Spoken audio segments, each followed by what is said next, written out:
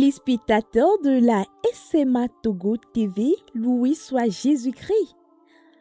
Bienvenue dans votre nouveau numéro des Héros de la foi. Aujourd'hui, 22 août, l'Église fait mémoire de la Vierge Marie, Reine du monde.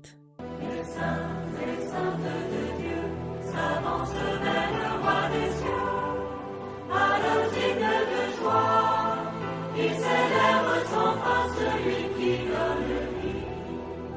Aujourd'hui, nous célébrons la fête de Marie, Reine du monde. C'est l'une des fêtes les plus glorieuses dédiées à notre mère, la bienheureuse Vierge Marie, célébrée exactement 8 jours après son assomption au ciel.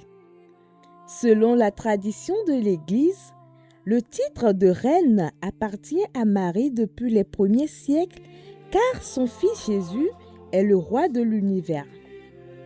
Mais la fête que nous célébrons aujourd'hui est née dans l'histoire moderne au milieu du XXe siècle.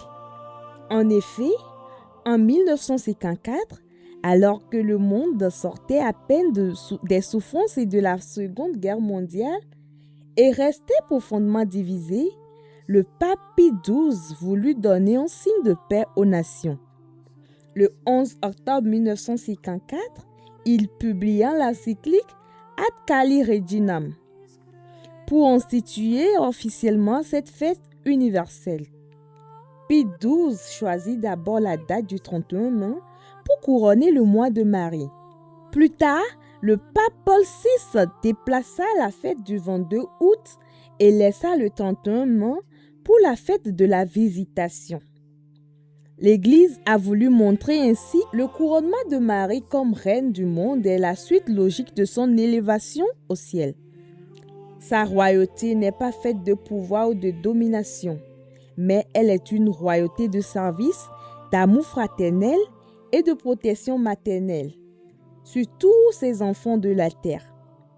Bien-aimés dans le Seigneur, en cette fête, demandons à Maman Marie d'envelopper toute l'Église universelle de son manteau de grâce et de protection.